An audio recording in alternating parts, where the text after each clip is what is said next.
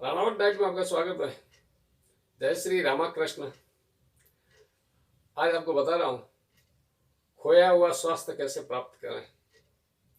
अक्सर देखा होगा कुछ लोग गुप्त रोग के इलाज इधर से उधर ढूंढते फिरते हैं और वो तैयार नहीं होते हैं।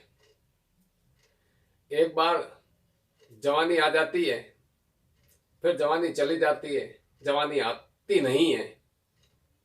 ऐसे कुछ वाक्य आपने सुने होंगे कि जवानी दोबारा नहीं मिलती है। ये गलत है, ये भ्रामक वाक्य है। जैसे केले के फल एक बार आने के बाद दोबारा फल नहीं आते हैं, ये सच है, पर ये झूठ भी है। इसका दूसरा पहलू किसी ने नहीं देखा, कोई जानता नहीं है। केले के एक बार फल आने के बाद दोबारा फल नहीं आते हैं, इस चीज को किताबों में जरूर लिखा गया हो सकता है, पर किसान जानता है कि उस केले में करोड़ों प्रकार की सिंचाई कर दी जाएगी, फिर भी फल नहीं आएगा। क्यों? अगर आपको किसान है तो आपको पता होगा। हमने तो ये प्रैक्टिकल देखा भी है। केले हमारे खेतों में होते भी हैं, इसलिए हमें तो पता है। पर जिन लोगों को नहीं पता है, आप लोग अनुमान लगाइए क्या होगा उस समय। पर किसान फसल ले लेता है। और वैसे ही खोया हुआ स्वास्थ्य एक वैद्य, एक हकीम, एक डॉक्टर वापस दे सकता है। बस शर्त है उनके दिशा निर्देशन से आप चलेंगे। केले को करोड़ों बार आप सिंचित कर लेंगे, फल नहीं आएगा। पर आएगा जब उस केले को काट दिया जाएगा, जड़ को रखा जाएगा और जड़ से वापस नया पौधा उत्पन्न होगा और फिर केला होगा। ठीक वैसे ही दूसरी फसलों में भी होता है और स्वास्थ्य में भी वैसा ही होता है। खोया हुआ स्वास्थ्य वो खुद तो प्राप्त नहीं कर सकता, पर काफी लोग भटकते हैं और दुविधा ये है, इसको गुप्त रोग के रूप में मान लिया गया होता है और गुप्त होने से लोग बताते भी नहीं है, और बताते हैं तो गलत जगह पे जहां निदान हो नहीं सकता। इसलिए खोया हुआ स्वास्थ्य वापस कैसे प्राप्त करें, ये एक सोचने वाली विषय की बात है। और काफी लोग ये भी सोचते होंगे स्वास्थ्य खोता कैसे है, जिसका मूल कारण मैं बता दूं। जो लड़का अनुमानित 12 साल से 16 साल के बीच में एक संक्रमण काल होता है, उसके शरीर में जो बल वीर्य बनने का समय होता है, एकत्रित करने का समय होता है और ब्रह्मचर्य पालन करने का जो समय होता है, तो उस दौरान क्या होता है कि लड़के किसी गलत प्रेरणा की वजह से, उन्हें पता नहीं होता है, पर कहीं से गलत प्रेरणा मिल जाती है और गलत प्रेरणा मिलने से हंसमैथुन कर लेते हैं।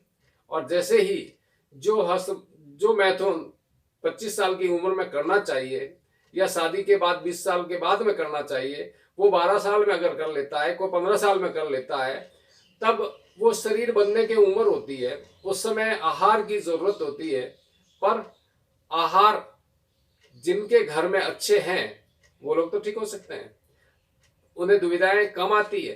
पर जिन लोगों के घर में फूड सप्लीमेंट्री न हो, अच्छी डाइट न हो, तो उन्हें दिक्कत आती है। और उन्हें दिक्कत क्या आती है? एक ही है, सबसे पहले शीघ्र पतन। शीघ्र पतन एक ऐसा है जो जिसको है नहीं, उन्हें तो इन चीज से कोई लेना देना नहीं, उन्हें पता भी नहीं। शीघ्र पतन का अर्थ ये होता है शीघ्र पतन होना, यानी जल्दी पतन होना, यानी जल्दी खत्म होना। क्या? वीर्य।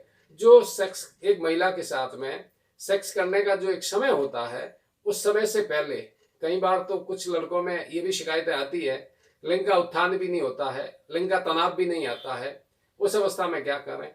और काफी लोग 1-2 बार अंदर जाते ही टाई टाई फिश हो जाते हैं, उन्हें भी दिक्कत होती है। या जो 5-7 मिनट खेलना चाहिए उन्हें बिस्तर में, वो नहीं खेल पाते हैं, या शर्म भी आती है। अब यहाँ पे दिक्कत ये होती है, इन लोगों ने इतना हस्तमैथुन किया हुआ होता है समय से पहले, क्योंकि वो जो हस्तमैथुन किया है उस समय परिपक्वता उम्र नहीं होती है, गुप्त रूप में किया है, छुपाकर किया है और जल्दबाजी में किया है।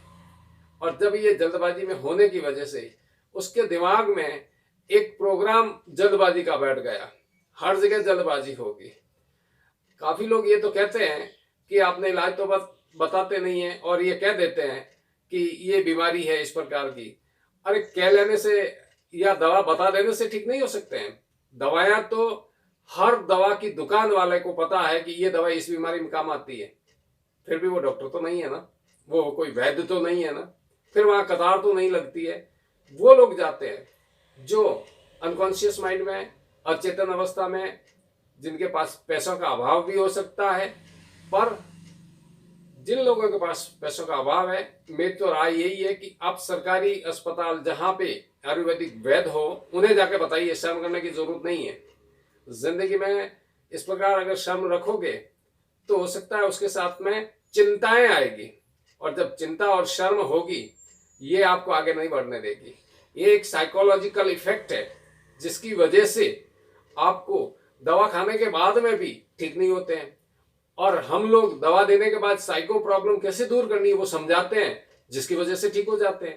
तो कहने का तात्पर्य ये कि इसमें शारीरिक और मानसिक एक रूप से सहमत होना जरूरी है, प्रसन्न होना जरूरी है, खुश रहना जरूरी है। जब चिंतित होगा आदमी, जब डर में होगा, भय में होगा, तो प्रसन्नता तो रह नहीं सकती, खुश हो नहीं सकता। और खुश नहीं होगा तो दिखती बात है टाइम टाइम फिश होना है। इसलिए इसमें कोशिश कीजिए कि आप प्रसन्न रहना सीखें। जो भी औषधि जहां से लेते भी हैं, कहीं से भी आप औषधि लीजिए, पर प्रसन्न रहना सीखिए। प्रसन्न रहना सीख जाएंगे, चिंता से मुक्त रहेंगे, तो आपको दिक्कत नहीं होगी। अगर आप वहां पे चिंता करेंगे, भयभीत रहेंगे, अविश्वास रहेंगे, वहम करेंगे, तो निश्चित है आपके साथ धन और धर्म दोनों जाएंगे। इसलिए आपको हो सकता है कोई एक अच्छी काउंसलिंग की जरूरत भी पड़ सकती है। आप मन की बात बताएंगे किसे? बहुत सारे डर बैठे हुए हैं, बहुत सारी बातें बैठी हुई है, पर आप किसी को बता नहीं सकते, और जिसको बताते हैं उनके पास निदान नहीं होता है। इसलिए आपको हो सके आप काउंसलिंग लीजिए। आज के जमाने में गरीब से गरीब मनरेगा में जाता है, जहां कहीं भी दिन दहाड़ी मजदूरी भी जाता है, तो इतना तो पैसा कमा ही लेता है कि वो काउंसलिंग ले सके। और जो पैसे वाले हैं उनकी समस्या अलग है, पैसों के दाव से खेलते हैं, पर कुछ होने वाला नहीं है। इसलिए शांति रखें, मस्त रहें, स्वस्थ रहें। टिप्पणी सार्थक होगी, जवाब दे दिया जाएगा। व्हाट्सएप नंबर देते हैं, जिसका अर्थ नहीं हम लंबी सेटिंग करें। वीडियो कॉल अमान्य है। मिलते हैं नए अपडेट वीडियो में, तब तक जय हिंद।